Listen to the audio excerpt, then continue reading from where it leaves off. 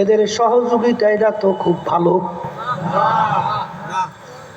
হ্যাঁ, একটু মুখ খুললেই বলে হ্যাঁ, এদের সহযোগিতা আল্লাহ করতে বলে নাই, পারে নাই, আল্লাহ বলে নাই। তাইলে তোমরা যদি মৃত্যুকে সহযোগিতায় থাকো তাহলে আল্লাহর হুকুম মানা হয়? ওয়া তাআওয়ানু আলাল বিররি ওয়াত তাকওয়া ওয়া লা তাআওয়ানু আলাল ইসমি ওয়াল উদওয়ান। আমার মালিক বলে তোমরা ভালো কাজের সাথে সহযোগিতায় থাকো, খারাপ কাজের বিরোধিতায় থাকো। ইন্নামা ইয়াখশাল্লাহা মিন ইবাদিহিল উলামা। আলেম বলা হয় তাকে যার ভিতরে আল্লাহর ভয় পয়দা হবে। আর যার ভিতরে আল্লাহর ভয় পয়দা হবে, হাদিসের ভিতরে আসছে আল্লাহ রাসূল সাল্লাল্লাহু আলাইহি ওয়াসাল্লাম বলেন তার আমলনামা থেকে গুনাহগুলো এইভাবে ঝইরা পইরা যাবে, যেরকম গাছের পাতা শুকিয়ে গেলে ঝাড়া দিলে যেরকম গাছের পাতাগুলো ঝরঝর করে পড়ে যায়, এইভাবে তারা আমলনামা থেকে গুনাহগুলো এরকম ঝইরা পইরা যাবে। এই আল্লাহর বান্দারা, পর্দালের মা বোনেরা, ভালো করে মনকে বুঝাও, তারপর দুনিয়া থেকে বিদায় নিয়ে কবরে রওনা করো।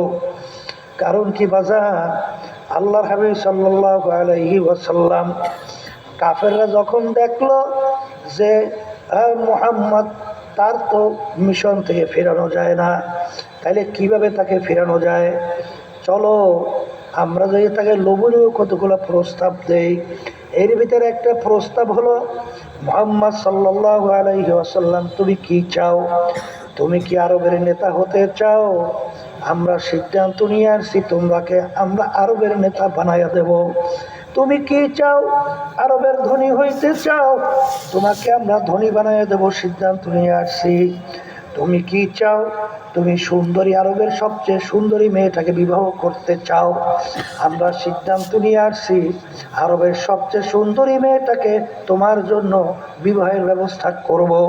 কিন্তু শর্ত হলো একটা, তুমি এক আল্লাহর উপর ঈমান আনার দাওয়াত দাও, কিন্তু আমাদের কার্যক্রমের বিরুদ্ধে কিছু বলবা না।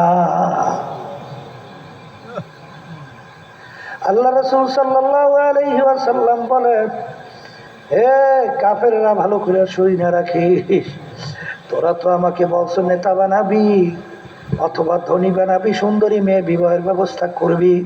শোন, যদি আমার এক হাতে সূর্য দাও, অন্য হাতে যদি চন্দ্রও দাও, কোনোদিন সম্ভব না, তারপরেও যদি দাও, তারপর আমি এক আল্লাহর উপরে ঈমান আনার দাওয়াত এবং তোদের অন্যায়ের বিরুদ্ধে আমি বলতেই থাকবো। এক পর্যায়ে আল্লাহ রাসূল সাল্লাল্লাহু আলাইহি ওয়াসাল্লাম তার জন্মভূমি মক্কা শরীফ থাকতে পারে নাই, তিনি হিজরত কইরা মদিনা শরীফ রওনা করে, আর মক্কা জন্মভূমির মায়ার দিকে ফিরা ফিরা তাকায়। এ দুনিয়াদার পাগল আমার বাবারা, যারা আজকে দুনিয়ার পাগল হইছ, যারা আজকে সম্মানের পাগল হইছ, বিভিন্ন দলের পাগল হইছ, আমি সেই বাজানদেরকে বলবো, সম্মানের সম্পদের পাগল হইছ, ক্ষমতার পাগল হইছ, সেই বাজানদেরকে বলবো আল্লাহ নবী সাল্লাল্লাহু আলাইহি ওয়াসাল্লাম এক আল্লাহর উপরে ঈমান আনার দাওয়াত দিতে যাইয়া, ওদের অন্যায়ের প্রতিবাদ বিরুদ্ধে করতে যাইয়া আল্লাহর হাবিবের উহুদের ময়দানে দান মোবারক পর্যন্ত শহীদ হয়ে গেল। আল্লাহর হাবিবের হেলমেট আইগা মাথার ভিতরে মাথা মোবারকে ঢুইকা পড়ল, শরীর মোবারক থেকে রক্ত মোবারক বের হইয়া আল্লাহর হাবিবের জুতা মোবারক পর্যন্ত আটকে গেল। শয়তান ঘোষণা করাইয়া দিল, কুতিলা মুহাম্মদ, আল্লাহ রাসূল আর দুনিয়াতে নাই। আল্লাহ, আরে আল্লাহর হাবিব জমিনে দাঁড়ায় থাকতে পারে না, তাকে ধরাধরি করে মুসলমানরা যখন মদিনা শরীফের পাহাড়ে এক গর্তের ভিতরে নিয়ে রাখলো। গত রমজানের আগের রমজান বাজার আমি উমরা হজে যাইয়া মদিনা শরীফ সেই পাহাড়ের পাশে যাইয়া সেই গর্তটা তাকাইয়া তাকাইয়া দেখে আসছি, दिन के सूरज डूब रही है हम लोगों के सामने, रोज़े महशर क्या जवाब है মুস্তফা কি সামনে। হে আল্লাহর হাবিবের দাগ ভাঙা নবীর উম্মতেরা, তোমার আমার সামনে আজকে দিন বিলীনের পথে, কিন্তু তোমার আমার দায়িত্ব কর্তব্য কি পালন করছি? আল্লাহর হাবিবের সামনে কিয়ামতের ময়দানে কি উত্তর দিবা? এই জন্য আমার বাজানদেরকে বলবো, পর্দালে মা বোনদেরকে বলবো, বাজান কলবকে ভালো করো।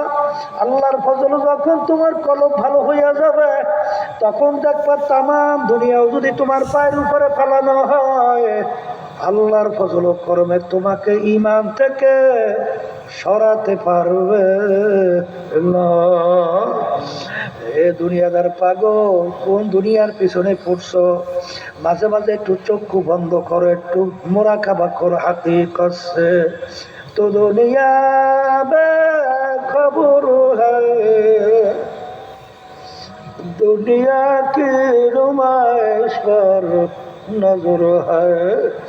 কোন দুনিয়ার পিছনে পড়লা? এই দুনিয়া সম্পর্কে মাঝে মাঝে একটু চক্ষু বন্ধ করে একটু মোরাকাবা করো। বাজান, দুনিয়া কিন্তু শান্তির জায়গা না। কেউ কোনোদিন পায় নাই, কেউ কোনোদিন পাবে না। আহারে দুনিয়া হইল আর দুনিয়া দারুল মেহনে ওয়াল বালা। দুনিয়া হইল বালা মুসিবতের জায়গা, কষ্ট ক্লেশ